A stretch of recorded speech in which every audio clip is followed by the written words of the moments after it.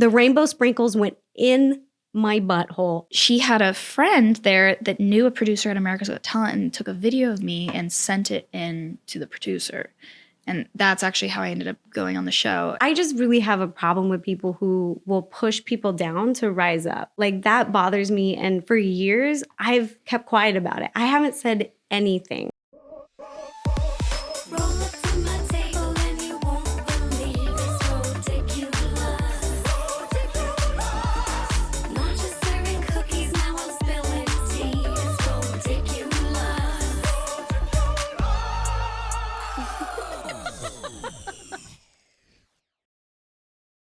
Hi, my little rebels. It's time to get rodiculous. And before we jump into today's episode, I just want to let you all know that I have started to share some extra videos, photos, and updates for YouTube members only. So if you'd like to support the show and become a member, head over to Rodiculous YouTube channel and click the join button. Also, I'm officially on Cameo. I'll put a link down below if you want a custom video message from me. And now, today's guest is someone I've gotten to know really well over the years, and to be honest, she never ceases to amaze me. Whether it's impressing the judges with her incredible skills on the show America's Got Talent, or making videos for her wildly successful YouTube channel, or even producing some of the most catchy songs on the internet, she will always keep you wondering, is there anything she can't do? Please welcome the amazing Sofie Dossi. Wow. Hello. What a great intro. I love that. I was like, I'm going to embarrass you because you're everything. I'm so happy you could be here. Yeah, me too. I know this has been long awaited. Plus, like, we've been friends for so many years. Since I was 16? I was 16, 17? I was trying to guess when the first time we hung out was, and I couldn't remember. And I was like, it must have been a YouTube event thing. I think it might have been like Creator Summit or some type of like Brandcast or VidCon or like, I can't even remember. Or maybe VidCon. It had to have been some type of YouTuber thing. Yeah. Back then, I used to just go up to like everybody I'd recognize and just literally ask for y'all's numbers. You were so confident, and you made so many like friends. You were just like met so many people, did so many collabs that way. Yeah, what's funny is I was homeschooled, so I didn't have a lot of friends. So in my opinion, I was like, this is how I'm gonna make friends, and I'm gonna meet everyone that like I want to do all this YouTube stuff, so I want to like know everybody who does this. And I love that. I feel like that's why I love your vibe. You're such a social butterfly. You're like very naturally very warm and like social, and I love that about you. It is kind of funny because I used to be super shy too. Really? Yeah. And you're like this amazing performer, and you've got the little bit of shyness, and I would never know it. Well, not anymore. I definitely don't anymore. But you shook it off. Well, before I was on like America's Got Talent, I was definitely very shy because like I was homeschooled and like had like one friend. Would you say it helped with your shyness, like pushing yourself outside of your comfort zone? Do you think that helped? Yeah, I mean. Yeah, definitely talk about pushing yourself outside of your comfort zone. I went on a TV show, and it kind of just forced me. And then you're supposed to talk in front of a massive audience, and I was like, oh my God. It wasn't even the performance end of things. Like, I love performing. So whenever I'd perform, I'd be like, this is me. But for some reason, it was once I talked again, I was like, oh my God, this is the most terrifying thing ever. Honestly, even same whenever I've gone on there, I'm like, you look at the audience and you're like, oh my God, I can see everyone's face and I hate this. But I love performing.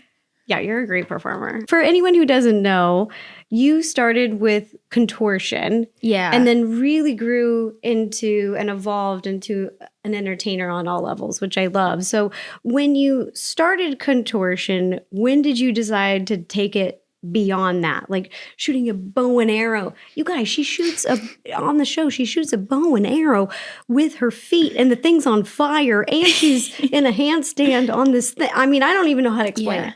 It's wild. Yeah, I just started teaching myself when I was 12 years old because I literally saw a YouTube video of a Cirque du Soleil contortionist, thought it was the coolest thing ever. And I was like, I can put my feet over my head like she can.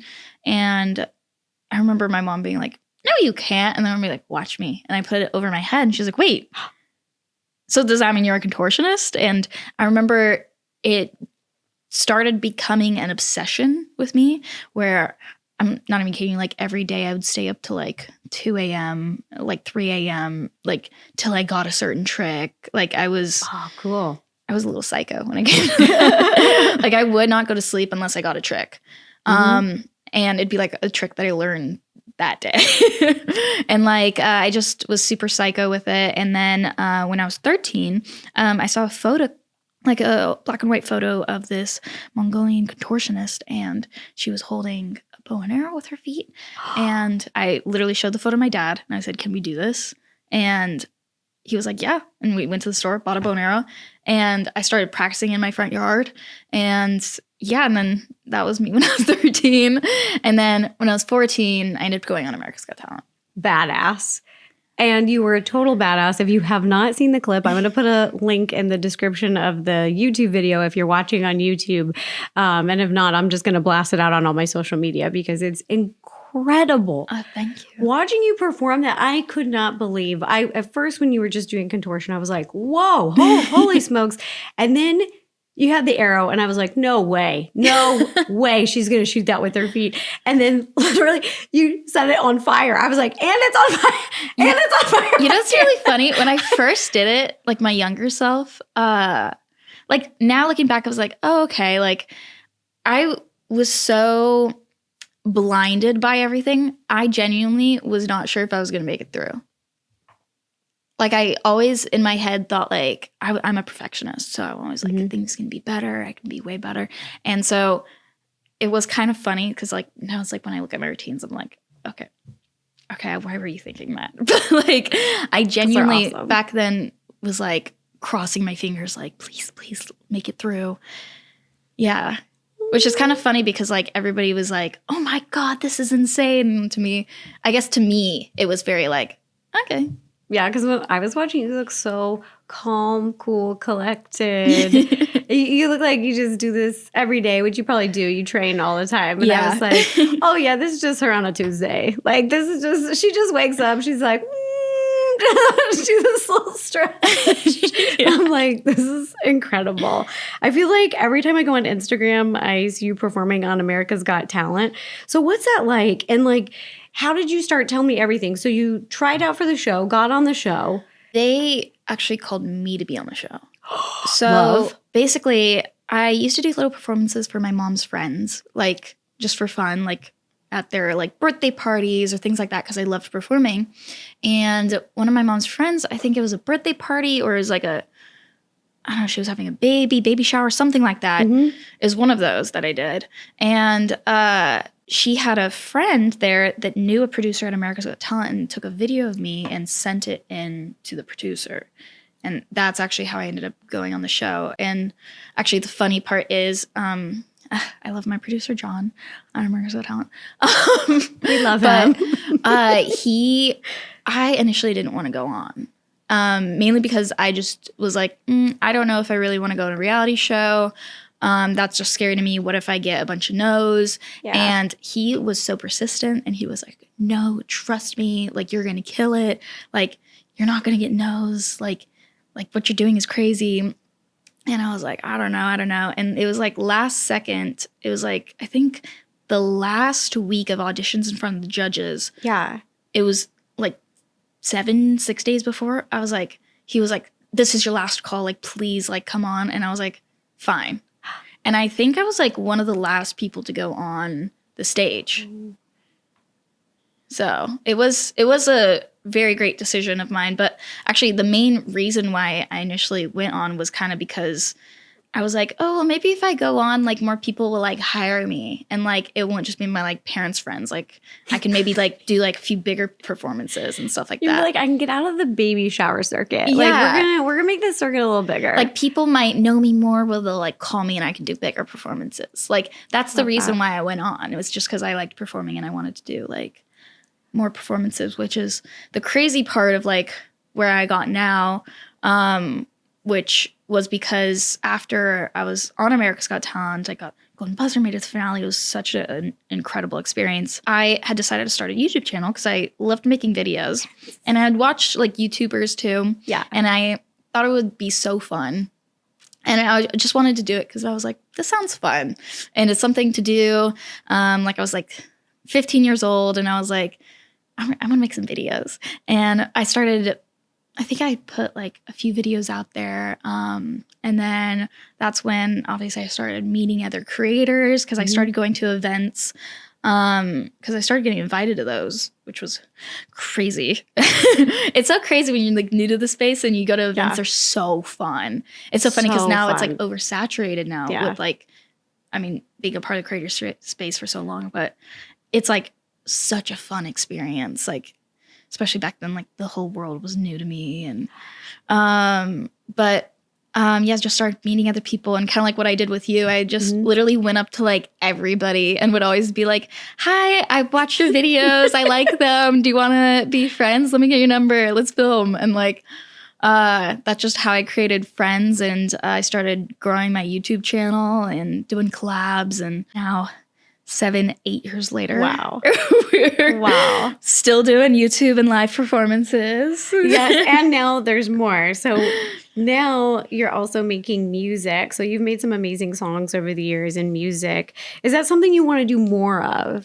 Yeah. No, I definitely want to do more music. I love it so much. I've always found it like I actually, before I even released music, I used to write music a lot and like make a lot of songs, but I didn't release anything because then I was like, oh, people are just gonna like, I don't want people to be like, oh, it's another influencer coming out with music. I didn't know you used to write. Yeah. That's cool. And I didn't really want to be like that. So I didn't release for a while. And then finally I released my first song, Bunny, and that got really good traction and everybody seemed like it. Is Bunny the one about?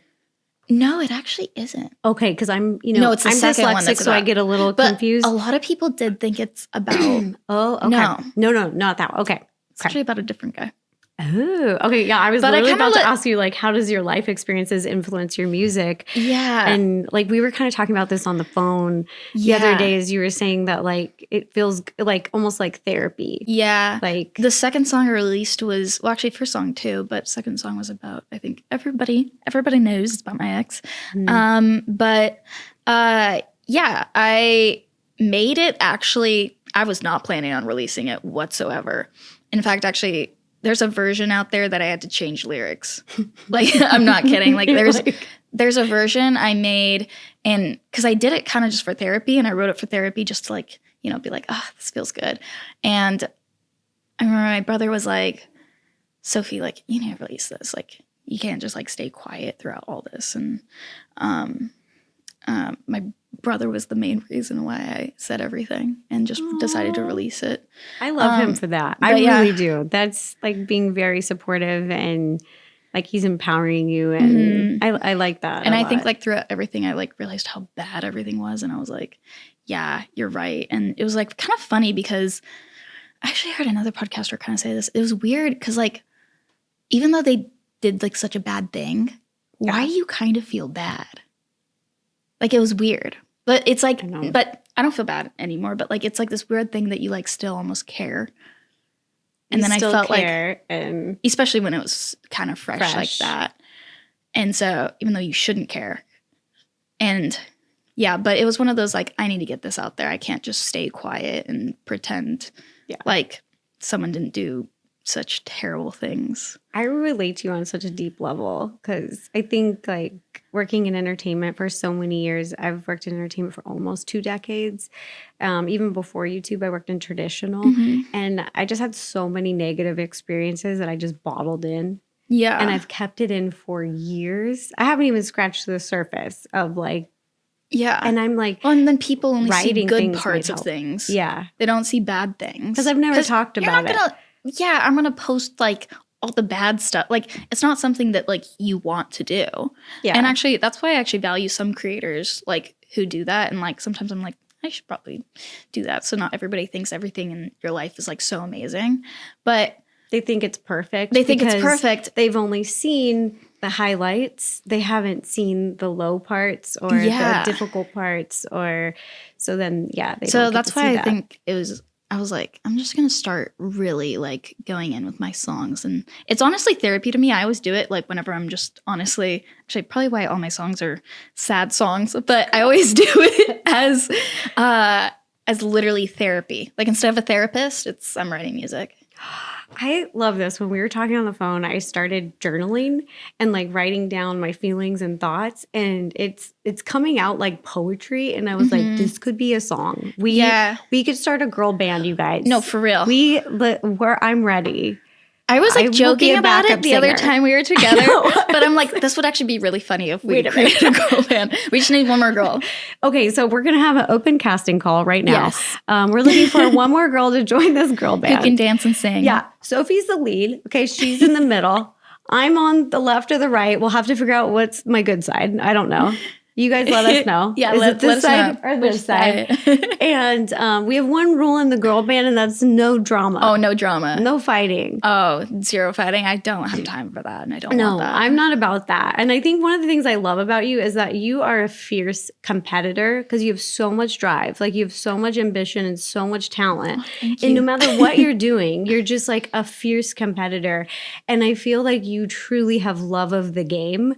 And so do I. Like, we like to be in it. We like to have fun. We like to give it our all. And that's the vibe. Yeah. Yeah. It's not about cheating. It's not about rigging stuff. It's not about, like making someone else look bad to make yourself look better. Yeah. Like, and I feel like that sportsmanship, like that it's the vibe of the girl band. It's exactly. So open call. DM us. Yeah. Let us know. You got to be able to sing. Yeah. You got to be able to sing. And you got to be okay that Sofie's the lead. Okay. And we're the side nuggets. You got to be okay with that. And you got to know that she's Beyonce and that she's probably going to leave us. Girl bands, I researched this because I'm crazy. I Googled it. They said girl bands last from 1 to 6 years. And I was like, I will take 3 years with Sofie. Being Spice Girls, I will take 3 years. They sometimes last 1 to 6 years, but it will be the best 3 years of my life. A lot of those are very memorable, aren't they? And literally, when you go on to be Beyonce or whatnot, look at Taylor Swift. Guess what? I'm not offended at all. I've known it from the beginning. I support it. I'm on board. I just want to still hang out with you because I love you and I'm going to miss you if we don't chill sometime. So I've done the research. I'm already ready. I'm prepared, but I'm hoping we make it 6 years. That's probably because I feel like, I don't know. They get in fights. But I also kind of think a lot of times they're just set up together. Like they aren't friends first. I think that's true too. So, like, and I'm such a girl's girl that I just don't think that there will be drama. I really, if I can avoid drama, I will. No. Like, I will. I'm so ride or die. I would quite literally, if someone's starting drama and it's not like something that like I did, you're like this. I'm not even. I can't even reply to it. Like sometimes I ghost. You just go like this. I don't know. I don't know how to handle this, and I'm gonna go away. You'll do that, and I'll be like, "Put me in, coach," and I'll be like, "Don't talk about my friend." You can be the one that handles the drama. That'll be me. I'll stay out of it. I really hate, like, genuinely hate fighting. Yeah, me too. I don't. If I can have just a mature conversation with someone, I'm down for that.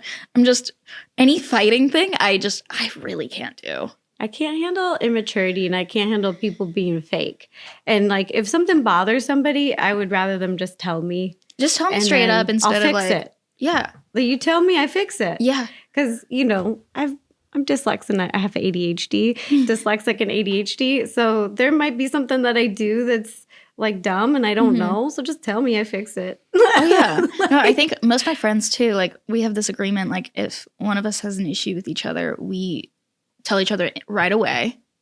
Like, obviously, unless there's like a birthday or like something like, besides the occasional, but you tell each other right away and you just say it straight up and it's not like a fight and you don't talk to a bunch of people beforehand. Oh, you go directly You just go directly to the person. source. Then you don't have to talk to anybody. Yep.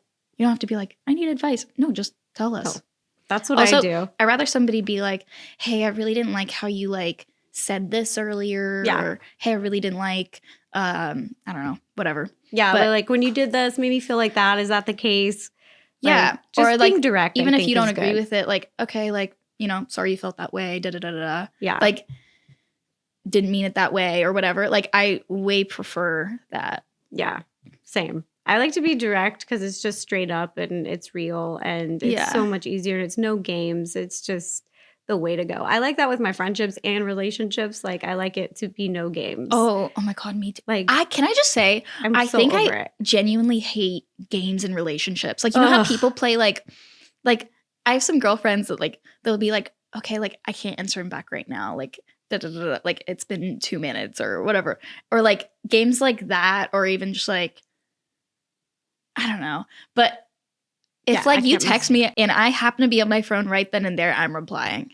Yep. Like, even if it's like instant. That may sound like, I don't know, maybe crazy to some people, but like it's that, or I'm probably gonna forget that you texted. Like, do you ever see texts and then you're like, oh, it might be crazy like if I reply right away, but then anytime I've done that, I completely forget they texted me. Never text them back. No, I never text them back. And then it's like 5 days and I'm looking through my texts. I'm like, oh my God, I never texted them back. I should have texted them back right away. I ghosted a celebrity on accident because I'm so ADHD, because time doesn't really exist for me.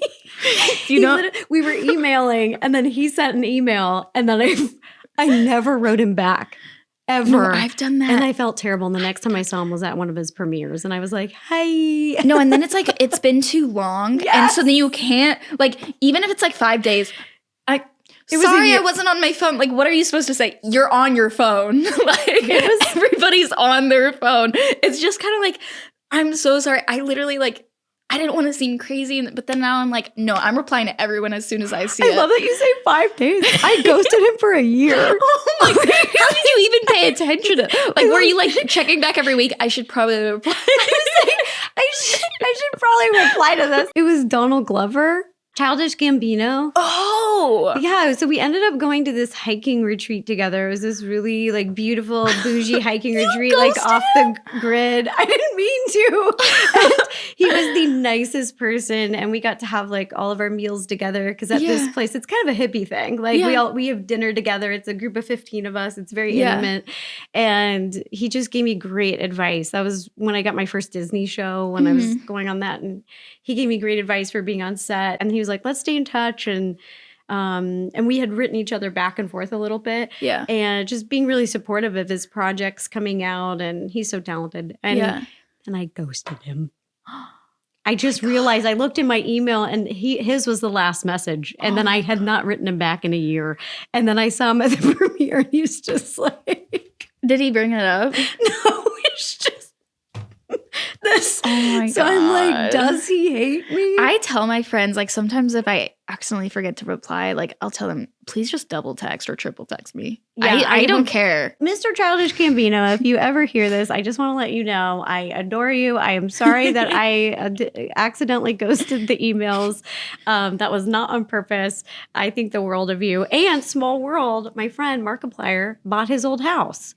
So I've been over. There you go. This is a small town. Speaking of being a fierce competitor, not only have we collaborated in really fun like videos together, but we've been in some competition shows together. Oh, yeah. Like we did Creator Games 3, which a lot of people know my negative experience from being on that. I remember being in a trash can and I literally. Where did they find you? Eric found me. No way. Yeah, and it's because I was about to pass out because Can I just say, I was literally in there for like 5-6 hours. And I was under a trash can. So, okay, first of all, I was first hiding in the ceiling. That was a great. Oh, wait. For clarifying, not in the ceiling. It was on a ledge. It was on a ledge because you couldn't hide in the ceiling. In the ceiling, right. Okay, they didn't even show that, which I was kind of upset about. I know, that was such a great hiding spot. Because, oh my God, it was the best hiding spot ever. It was I should have risked it and gone back. I just want to say that. Yeah. But yeah. I didn't want to risk it. It was so sketchy. There was only like 4 elevators in there and you can only take the elevators. I couldn't even like. It's terrifying. Stairs, it would get locked. So like you didn't want to go to the stairs. And so it was just scary. I was like, what if you open it and then you're like, oh, found. Because it's not like tag where you can sprint. No, and then with the elevators, it's like you don't know if you push a button, who's going to get off the elevator. Yes. Or when you get on, when it opens the doors, they can just spot you and then it's done. No, and then it's done. And so I didn't want to move. But because of that, this was really stupid. But I decided, so I went into a trash can but hid under the trash bag. Oh, that's smart. So you took out the bag, but I was underneath it. But I was suffocating myself. Oh, shoot. Because I quite literally 100% passed out, and I woke up and I was like, oh, this ain't good. I can't breathe in here. Sophie, I did the same thing in the cupboard. Yeah. I couldn't breathe in there. Yeah, but it was like under a trash bag. So I was like breathing under a trash bag, and it's like locked. I would crack open the cupboard just a little bit, take a few deep breaths so I could breathe, and then close it again. I would do that. I would do that a little bit, and then Eric happened to be around, and right when but also this was the tricky part. So there was still workers working there, and so when I would hear footsteps and things like that, I wouldn't know if it's like somebody seeking or if it's somebody like a late night crew working on the electrical. Because I saw some guys working at the stadium that were working on the electrical stuff. And there was like also some people like picking trash and stuff like that. So, but yeah, I was like, ugh. You were badass though. I will have to say, because on Creator Games 3, they started with a bunch of creators and then we had to do competitions to get basically weeded down into the finalists, and then the finalists did the hide and seek challenge. You know what's so funny? And there was only 3 of us. There was only 3 girls. You know, 7 dudes, 3 girls. Oh my God, you, me, and Bella, I think. Bella, yeah. We have so much fun together. We even did this show called Copy That. It was a YouTube original. It was produced by Sony.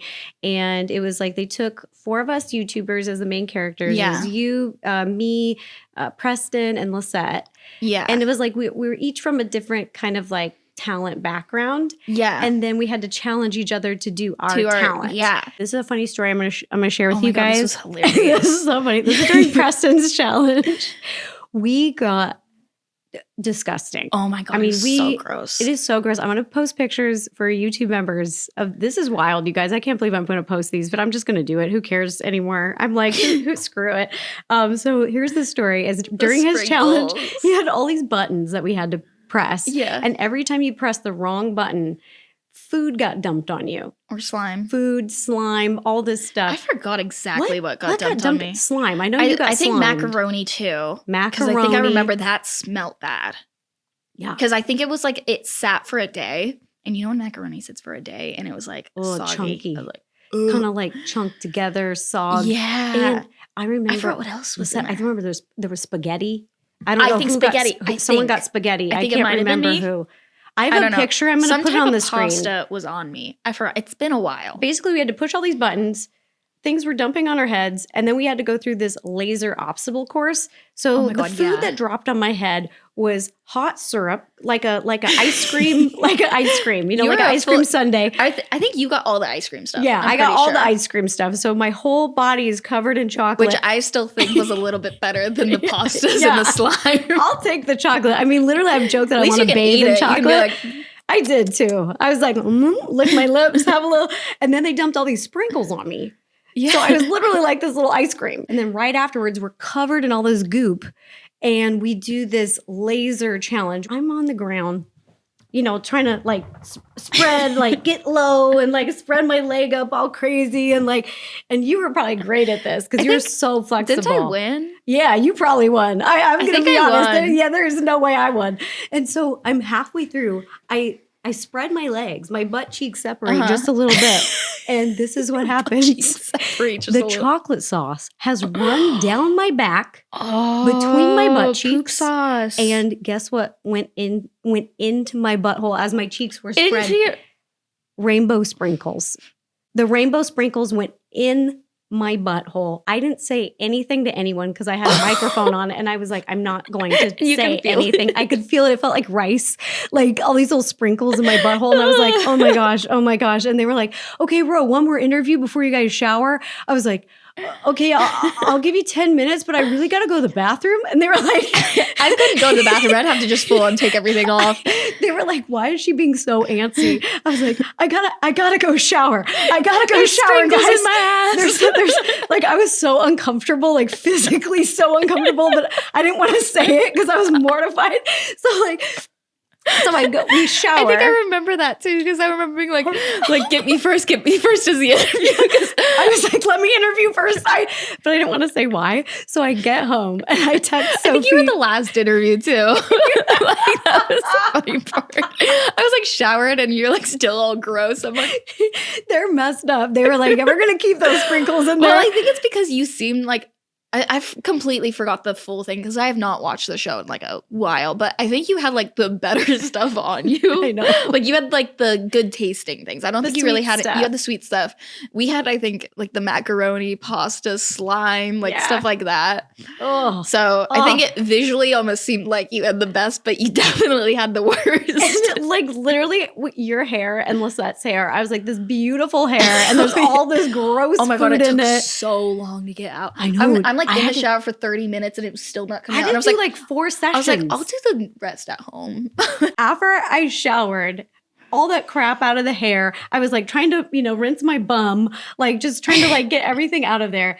I put on my sweats, my undies, and then I feel this like melting. And I go, what the heck is that? So I go to the bathroom and I pull my underwear down and there's just melted rainbow sprinkles in my underwear. And I literally sent you a picture. Wait.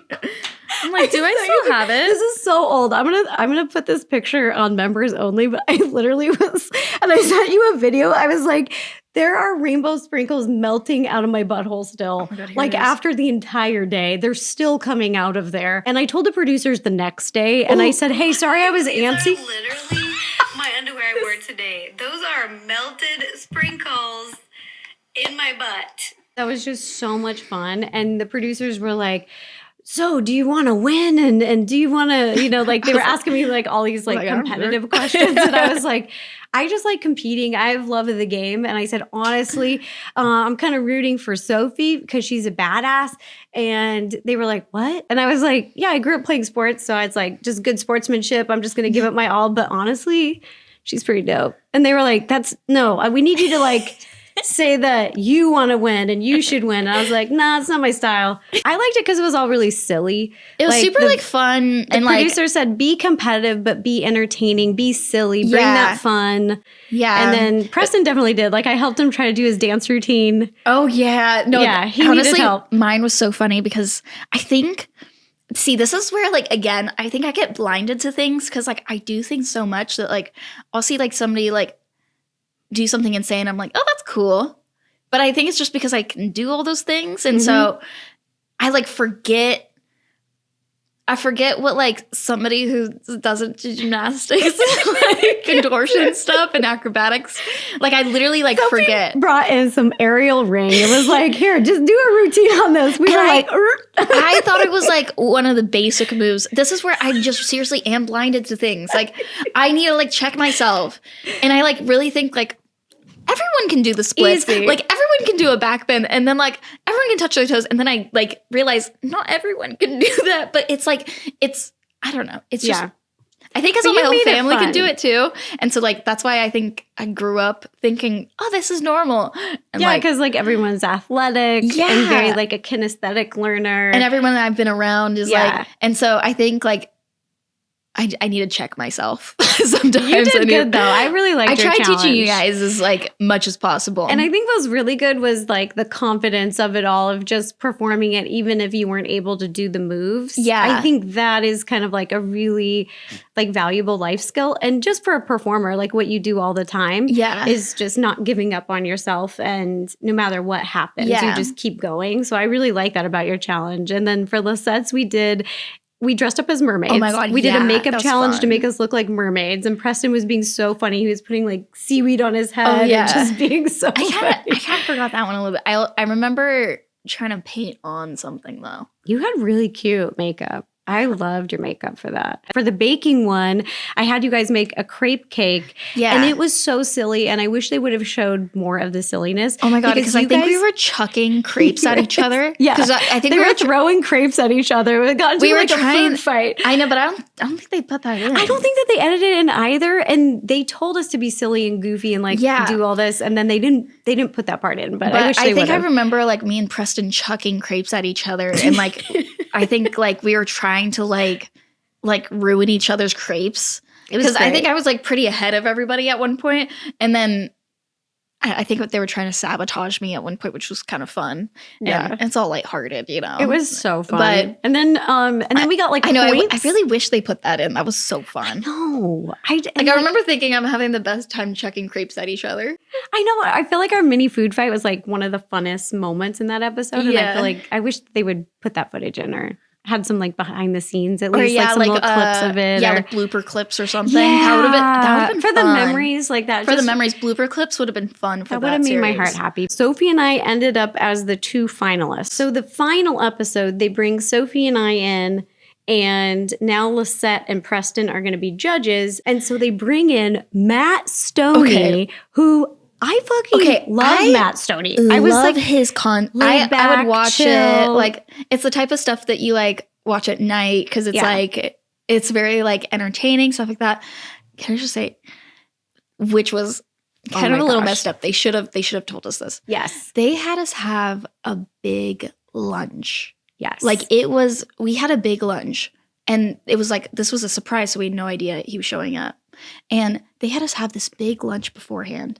And mind you too, like I don't think I even had breakfast, but I had a big lunch. And like normally I have to do a contortion after we shot everything. Right. And so in my head, I was thinking, okay, this is my food for the day. Cause like with contortion, you also can't like overeat. You can't overeat or else like it just becomes very difficult, hard to breathe. Like, uncomfortable. Honestly, probably. yeah, just really uncomfortable. And if you're like also doing hand balancing, you just don't want to be like stuffed and bloated. And so I was thinking like, okay, this is like, and bloated because I'm going to be in a bodysuit, you know? Yeah.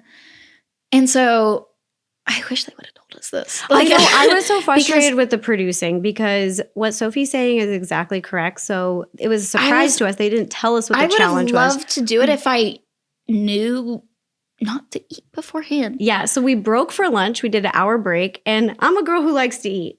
I mean, I eat. So I went and I eat a full lunch. Yeah. And then we come back from lunch break, and the producers are like, the special guest is Matt Stonie, and you're doing an eating competition. And I was like, what? I remember my face was shocked because I was also like, I'm stuffed. Me too. I was like, if I have one more bite, I'm going to throw up. Like I am full. Especially like the stuff they had on the table. It was like 4 meals. It was a full hamburger, hot dogs, corn, chicken wings. I was like, why did I eat before? Like, I wish somebody told me. I think really, you know, and I really love the crew who made the show. A lot of those people were so I think I repeated that multiple times, but never made it in the show. But I will say, whoever produced that detail, I think really missed the mark. They should have done it. Like, if honestly, I would have been able to do it if like we didn't have a lunch break. If we didn't have a lunch break, why would we film it before the lunch break? Yes, that doesn't make any sense. Exactly. I was like, that was like the thing. I was like, what? And so actually, because of that, we had like, you know, I decided, I'm not even kidding. I think I was like trying to eat the hot dog. Yeah. And at one point, I think I like literally like gagged and I felt like throw up was coming up. And I don't even know if they put this in because I forgot watching the show. But I remember at one point I literally felt it coming up and I was like, oh my God, like I'm going to actually throw up right now. And I didn't want to throw up on camera. Right. Because then they're going to stop the whole set. And so then I decided, okay, let's start having fun with this because I literally physically cannot eat anymore. Like I was so full. I remember the producers came over before we shot and they were like, what's up? And I was like, well, we just broke for lunch and I'm full. So how am I going to do an eating competition? With like 2 to 4 meals. And the only part that I like kind of bothers me is that like after the episode aired, there was a commentary channel that made a reaction video to it and said that like thought, especially me, not so much you, they said that they thought it was rude of us to not take Matt Stonie's challenge seriously because our challenges were taken so serious. And I was like, the whole vibe of the show was competitive and silly and fun. Yeah. And Matt knew what happened. Well, actually, what's funny is I actually didn't watch just. Yeah, Sophie hasn't seen these videos. Just me. This is all on me. It's kind of because you told me and I had no idea. And you actually told me like a year later or something. And I was like, really? That happened? Like, I honestly had no idea. Because I was waiting for him to like do something right about it, but he never did. Yeah, but I still don't want to watch the video because I have something about like hate comments. I just, in like all that, I just refuse to watch it personally because you know how like you can have 100 like comments that are like, oh my God, like supportive. This is so great, Yeah. supportive, all that stuff. But you see one hate comment and it ruins your entire like week. Mhm. So I just thought, like, you told me that and I was like, I don't need to watch the video. Like, you can explain it to me. Like, there's no point in me like going out there and like, I just gave you the but basic I had deets absolutely 'cause no idea that video was out there. I wanted you to know because I thought it was just so weird. Because so after the show wrapped, I went out of my way to be nice to Matt. So Matt Stonie was not a part of the main cast. And after we wrapped, the main cast wanted to go grab drinks together. Yeah, I had And to so- leave to go do the contortion thing Yeah, too. I guys. literally invited Matt to come with us. Oh, I also So- literally afterwards I told him, I was like, ridiculous. oh my God, just so you know, I'm like a huge fan. Like, I love your videos so much. And I think I was like literally leaving. I was literally leaving and I was like, I just want to say, like, I love your videos. Like, and then he was like, oh, thank you. And then I was like, I got to do a contortion thing. And I think I even commented, like, I wish I could have eaten more. Like, but we like had lunch before. Like, I wish I would have known. Like, I would have totally like really gone in on everything. Like, I even told him that. Yeah. But Well, and he and seemed completely fine about that, which is kind of crazy because of the thing you told me. not only fine, but he understood that because when he showed up to set, we were ending lunch break. Uh-huh. He knew, and the producers explained that we just had lunch and then we're doing an eating competition. He was aware of it. Yeah. So I think what bothers me is that like Matt sees that this commentary video is getting views, attention, and he's getting sympathy subs. And so he goes on to this podcast. It's like a 2-hour podcast. And he said, this is his quote, I do wish they would have tried better. Definitely. This was on the Iced Coffee Hour podcast with Graham and Jack. Yeah, on the podcast, they were saying like wasn't respecting his art, but it really bothers me because he knows that wasn't the case. Yeah. He knows what happened. He was there. And Also, he knows both of us were like fans too. Like, we definitely like, I'm sorry, but a fan definitely respects like your art. Like, it's not that. Like, if I'm about to throw up. yeah, and the producer said if we couldn't eat Like, it, I also just didn't- be entertaining. I really did not want to yak on set and then them to have to stop the entire thing, because then I'm definitely not eating anything. No. Like, it's just as simple as that. The show would like pause, and I didn't want to like do that because I also have something to go to afterwards. Like, Yeah. also, nobody wants to yak. Nobody wants to throw up on camera. So at dinner, when we went to go grab drinks, Matt Stonie told me he really wants to branch out, find something new. He's frustrated that competition eating is all that he's known for, that he's getting older. It's taking a toll on his body. He said it is unhealthy for his body. And he'd really like to move into like maybe more food hosting, like hosting food shows. So he says that to us in private. And I wanted to be as supportive as possible. I love people and I especially love foodies. And then I love Matt Stonie. I was like, yeah, let me help if I can. I know a lot of producers. So I reached out to my friends who produced my baking show for HBO, same company, B17. And I said, hey, I know this awesome guy. He'd like to host. Could you keep him in mind for something? And they're like, yeah, we're making shows all the time. So then they started a YouTube original baking show called the Big Tiny Food Face Off, YouTube original, produced by B17. And guess who they hired? Matt Stonie. And you set that up? I am the one that connected dots. So I went out of my way so did he make the video after that? I'm not exactly sure of the timeline. I can go look at the videos and see.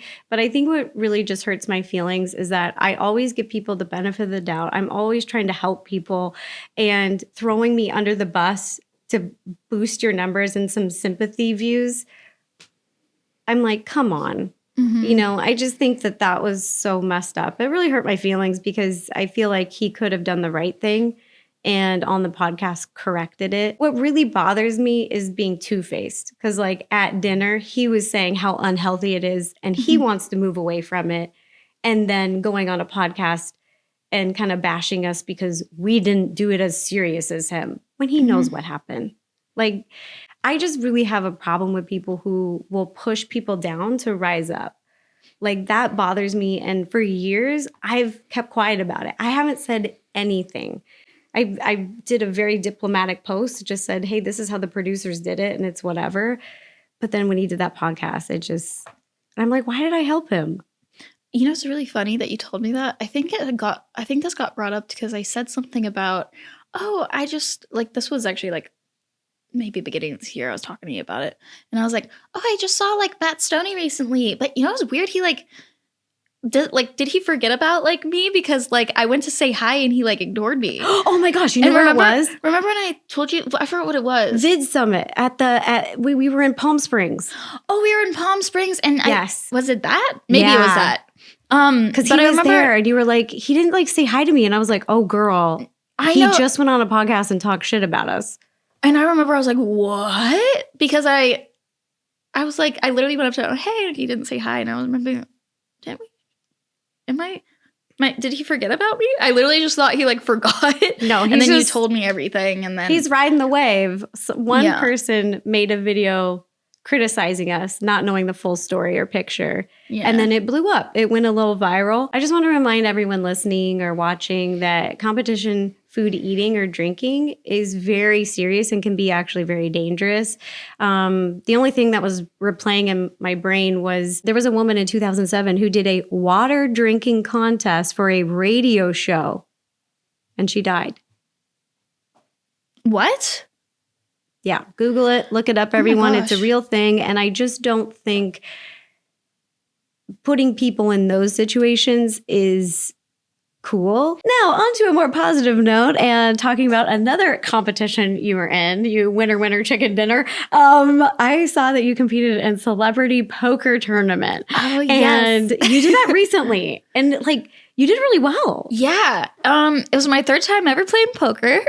Shut up. You placed third. Yeah. I think there was about... That was your third time? I could be wrong, but I think there was like 70, 80 people there? Something like that. 70 or 80 people there and you beat all those people in poker? Yeah. And I didn't start at the main table this time, so I was like, I literally walked in there and I was honestly kind of having a bad day.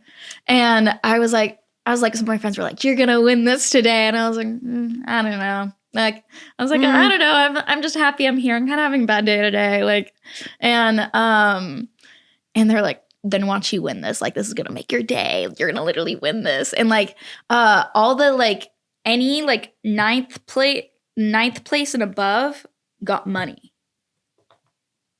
Ooh. Yeah. And okay, right on. But I was like, let's be realistic here. I'm starting at not the main table, which if you're not starting at the main table, the odds of you getting there, like you have to beat out all these tables to like before you like get to the main. I was like, there's like literally no way. But then I just started getting really lucky with my hands and I didn't bluff at all. I love it. Well, mainly because I'm just a really bad liar. Same. So I think people started like figuring out like, oh, if she's playing, she's not bluffing. Versus I think a lot of other people were bluffing, like, and you can kind of tell and you can kind of figure it out by like, I don't know. Their poker faces. Yeah. And I literally only played high cards, and that's kind of how I kept going. And then suddenly I was at the main table, and I was like, oh my God, I was like literally not even expecting to go through my first table, let alone go through 3 tables before I got to the main table. And then when I got to 9th, I was like, I just want to make it to like 9th place, because then like you make some money. I think like 9th place got like $1,500. Right on. Like that's pretty crazy. Yeah. And then it slowly like got high. It slowly got higher the closer you got. Mm-hmm. And I got 3rd place, which was crazy. Woo! Which also I probably would have gotten 1st or 2nd if it wasn't for I went against, which is honestly a very honorable way to go. Like it was a crazy deck. I had I think it was 97% chance of winning. And she had 3% chance. It was against like a poker professional. And she was like, oh, you're all good. You're definitely going to win this. Like chances are like 1% for me to like get this. Like she's doing the math. She's like, I've already lost. The percentage is so little. And so I'm feeling good. And then she gets the one card that would basically determine. And I was like, oh my God. But I was still happy because like I got 3rd place, which was $10,000. That's amazing. And I was like planning on walking in there and not making any money and leaving. That's badass, because I literally was on like YouTube uploading a short, and then like the H3 like live stream popped up, and I was like, is that Sophie? Like, did H3 live stream it? Or it was like, yeah, somebody was live streaming it, and that's when I texted you. I was like, are you playing poker? Yeah. Hillia, she was there. I think she made top 9 too. Oh, right on. I'm pretty positive. I literally, in my head, when I saw you do this, I was like, of course, what can't she do? Of course she's beating all these people. Of course she can play poker too. I do think I did get a little better because on my flight over, I decided to like study a bunch of YouTube videos. The way I learn everything. I just watched a ton of like poker YouTube, and then I was like, I feel good. And I think it was the whole way how I walked in there, and I was like, I really don't care. And then I just accidentally like, or not accidentally, but you know what? It's the aura. You have I think the aura. I think it was the aura of like, you know, I don't care, whatever happens. And then the universe was like, let me give it to you then if you don't care. You're like, if you must. Send it over like, I was way. like, okay, yeah. I guess I could take this. What has dating in LA been like? Like, do you need to get on a reality dating show? Because a lot of my girlfriends who are so successful and beautiful, they're going a million miles a minute, and they said dating's been like tough. Yeah. Honestly, it's really, I feel like I have very simple standards. Mm-hmm. Like, in my opinion, they're not that crazy, but it is hard to find. It's kind of crazy. But I really think that's like in LA or like California, because I don't know, maybe it's not that around here. But it's pretty difficult. I feel like my standards are pretty simple. You need to be funny, smart,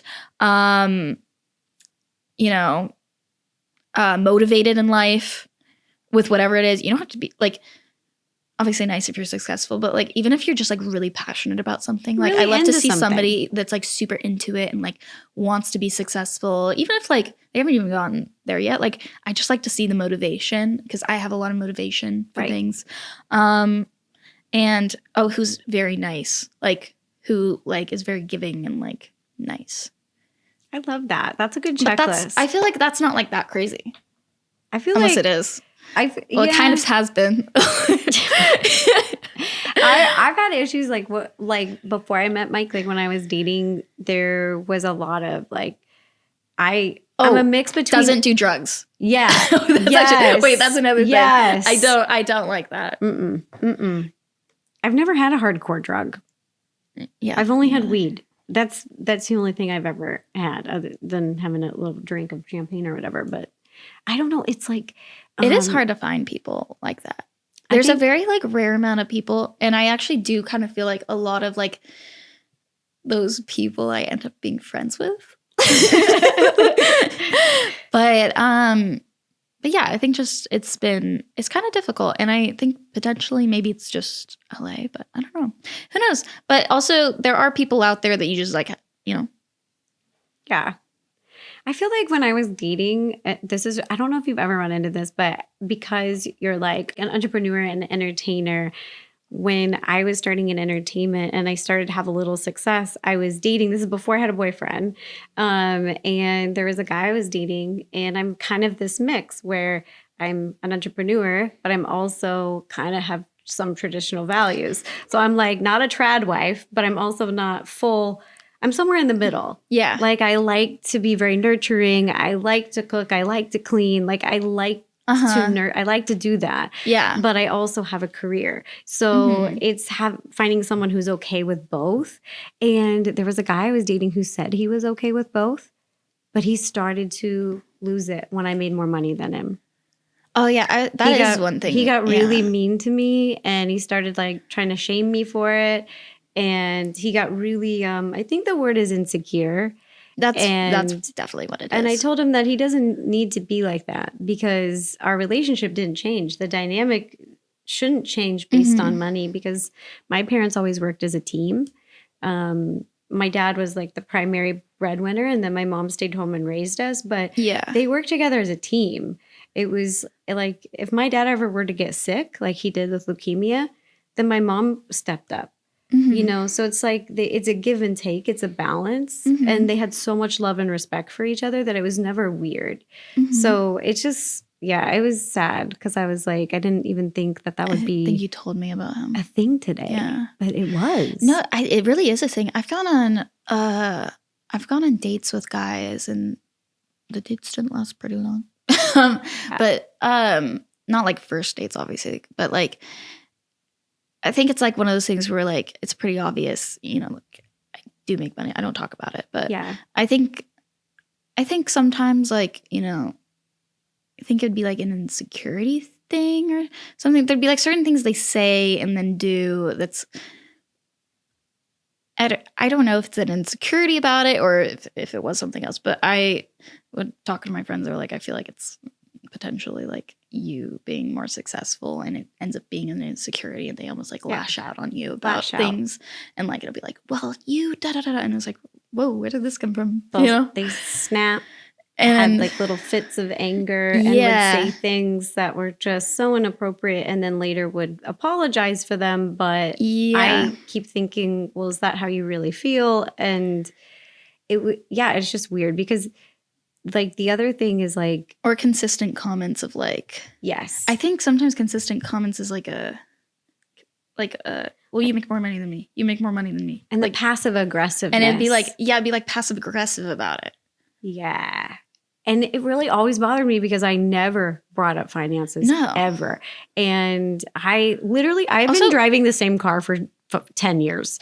Like I don't care about that kind of stuff. I don't care about material stuff, cars, any of that. Like I'm solid. I don't need any. The only material things I buy is for performance pretty much or YouTube videos.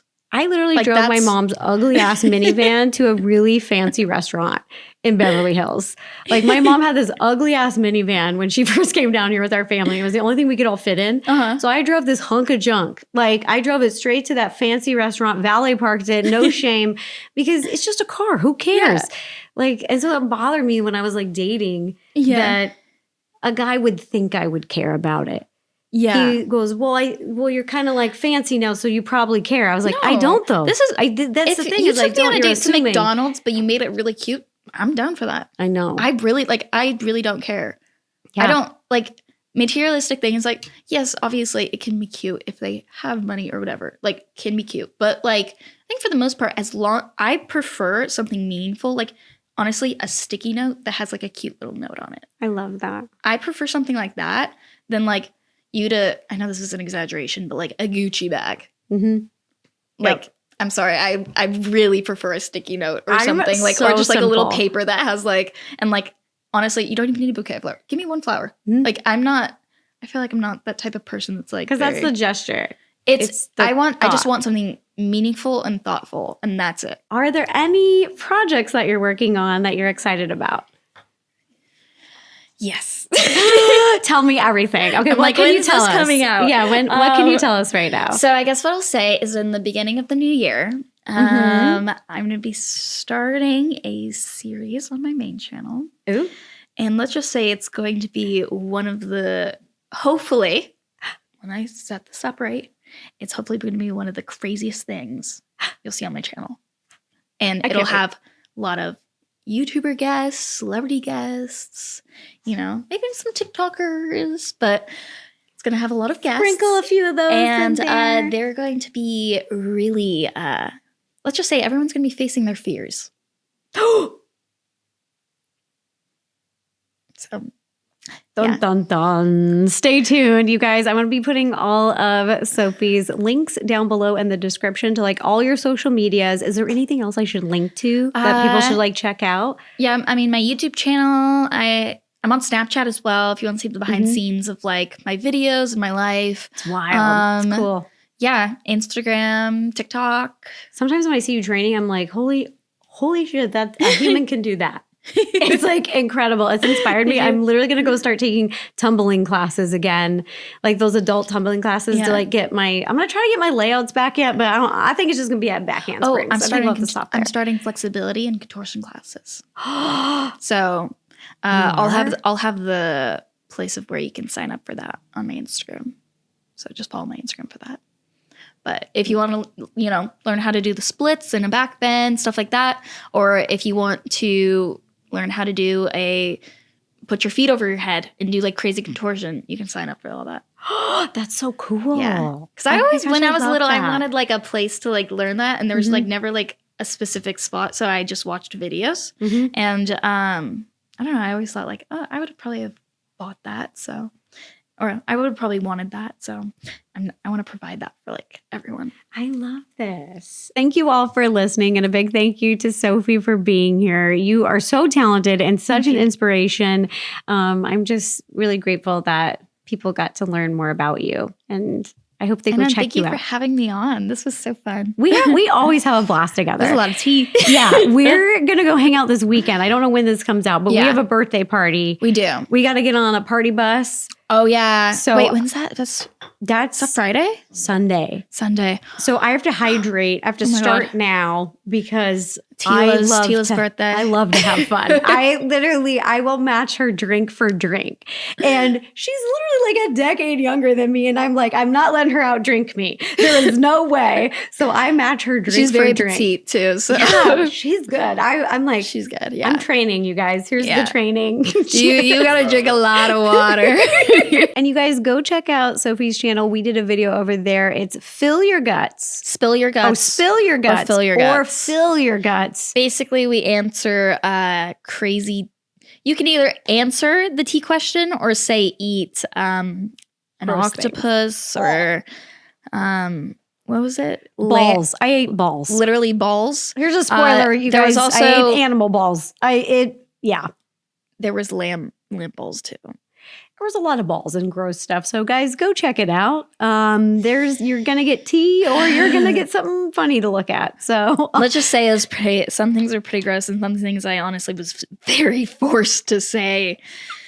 I was very forced. And like, I know you could be like, Sofie, it's your video. You could just like say, change it. No, no. no. Fierce competitor. All in. I'm all in. Yeah. So Sofie and I are going to film a fun little video now for channel members. So if you are a member, head over there to go check it out. All right. Thanks for listening. Bye, you guys.